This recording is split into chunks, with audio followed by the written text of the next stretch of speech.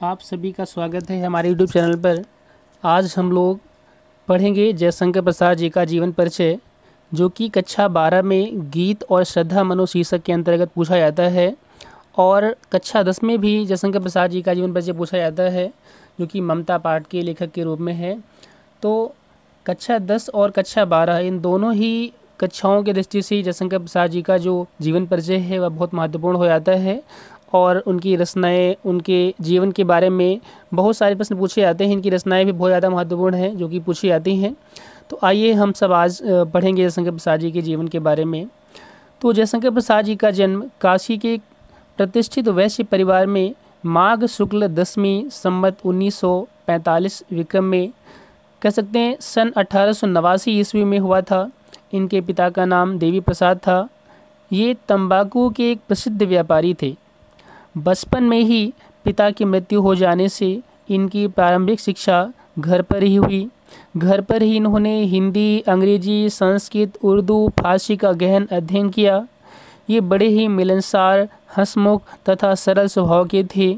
इनका बचपन बहुत सुख से बीता, किंतु उदार प्रकृति तथा दानशीलता के कारण ये ऋणी हो गए।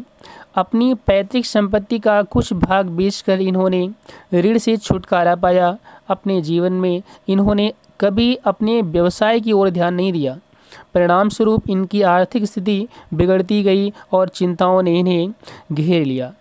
बाल्यावस्था से ही इन्हें काव्य के प्रति बहुत अनुराग था, जो उत्तरोत्तर बढ़ता ही गया। जैसे बढ़ते गए वैसे ही इनका लगाव काव्य के प्रति बढ़ता गया। ये बड़े ही स्वाभिमानी थे। अपनी कहानी अथवा कविता के लिए पुरस्कार स्वरूप एक पैसा भी नहीं लेते थे। यद्यपि इनका जीवन बड़ा नपा तुला और संयमशील था, किंतु दुखों के निरंतर आघातों से ये न बच सके और संवत 1994 विक्रम, कह सकते हैं सन 1937 ईस्वी में अल्पावस्था में ही क्षय रोग से ग्रस्त होकर स्वर्ग सिधार गए। अब हम बात करते हैं इनकी साहित्यिक सेवाओं के बारे में। तो श्री जयशंकर प्रसाद छायावाद के प्रवर्तक माने जाते हैं। केवल प्रवर्तक ही नहीं बल्कि छायावाद के उन्नायक तथा प्रतिनिधि कवि के रूप में इनका स्थान है।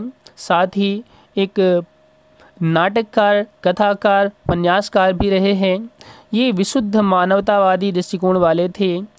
इन्होंने अपने काव्य में आध्यात्मिक आनंदवाद की प्रतिष्ठा की है। प्रेम और सौहार्द इनकी काव्य के प्रमुख विषय रहे हैं, किंतु मानवीय संवेदना उनकी कविता का प्राण है। इनकी रचनाओं के बारे में बात करते हैं तो प्रसाद जी की अनेक विषयों एवं भाषाओं के प्रकांड पंडित और प्रतिभा संपन्न कवि थे। इन्होंने नाटक, उपन्यास, कहानी, निबंध आदि सभी साहित्यिक विधाओं पर अपनी लेखनी चलाई और अपने कृतित्व से इन्हें अलंकृत किया। इनका काव्य हिंदी साहित्य की अमूल्य निधि है। इनके प्रमुख काव्य ग्रंथों का विवरण निम्नवत है। इनकी रचना कामायनी, यह प्रसाद जी की कालजयी रचना है। इसमें मानव को श्रद्धा और मनु के माध्यम से हृदय और बुद्धि के समन्वय का संदेश दिया गया है। इस रचना पर कवि को मंगला प्रसाद पारितोषिक भी मिला हुआ था। यह प्रश्न बहुत पूछा जाता है, किस रचना पर जयशंकर प्रसाद जी को मंगला प्रसाद पारितोषिक प्रदान किया गया था। अगली इनकी रचना है आंसू। तो यह प्रसाद जी का वियोग का काव्य है। इसमें वियोग जनित पीड़ा और दुख मुखर हो उठा है। एक रचना है इनकी लहर। तो लहर जो है यह प्रसाद जी का भावात्मक काव्य संग्रह है। इसके अलावा झरना, इसमें प्रसाद जी की छायावादी कविताएं संकलित हैं। इसमें सौंदर्य और प्रेम की अनुभूति साकार हो उठती है। इनकी कहानियां हैं आकाशदीप, इंद्रजाल, प्रतिध्वनि, आंधी। और इनके उपन्यास हैं कंकाल, तितली, इरावती, जो कि पूर्ण नहीं हो पाया था और इनका निधन हो गया था। इनके निबंध हैं काव्य और कला तथा अन्य भी निबंध हैं। तो जो इनके कुछ मुख्य रचनाएं थी उनके बारे में हमने बात की। एक इनका चंपू ग्रंथ भी है।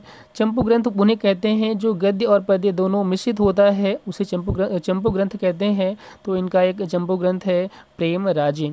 इसके अलावा अन्य काव्य ग्रंथ भी इनके द्वारा लिखे गए हैं। तो उनमें हैं चित्राधार, कानन कुसुम, करुणालय, महाराणा को महत्व और प्रेम पथिक। अगर हम बात करें हिंदी साहित्य में प्रसाद जी का स्थान क्या है, तो प्रसाद जी असाधारण प्रतिभाशाली कवि थे। उनकी काव्य में एक ऐसा नैसर्गिक आकर्षण एवं चमत्कार है कि सहृदय पाठक उसमें रसमग्न होकर अपनी सुध बुध खो बैठता है। निस्संदेह वे आधुनिक हिंदी काव्य गगन के अप्रतिम तेजोमय सूर्य हैं। अब हमने आगे इनका जो जीवन परिचय है उसे हमने संक्षेप में दे दिया है। आप इसको देख लें और आप इसका स्क्रीनशॉट भी ले सकते हैं इसको, जिससे आप सरलता से याद कर सकें। इसलिए हमने इनका संक्षिप्त में जीवन परिचय आपको दे दिया है। आप चाहें तो इसका स्क्रीनशॉट लेकर के आराम से इसको याद कर लें। और इनकी जो प्रमुख रचनाएं हैं जो परीक्षा की दृष्टि से बहुत ही महत्वपूर्ण है, इसका भी हमने आपको ये दे दिया है। तो आप चाहें इसका भी स्क्रीनशॉट ले सकते हैं। और आप लोग हमारे चैनल को देख रहे हैं, आपको वीडियो अच्छे लगते हैं तो आप लोग इनको हमारे चैनल को सब्सक्राइब भी करें और हमारे वीडियोस को आगे शेयर करते रहें, जिससे कि ज़्यादा से ज़्यादा लोगों को इसका लाभ मिल सके।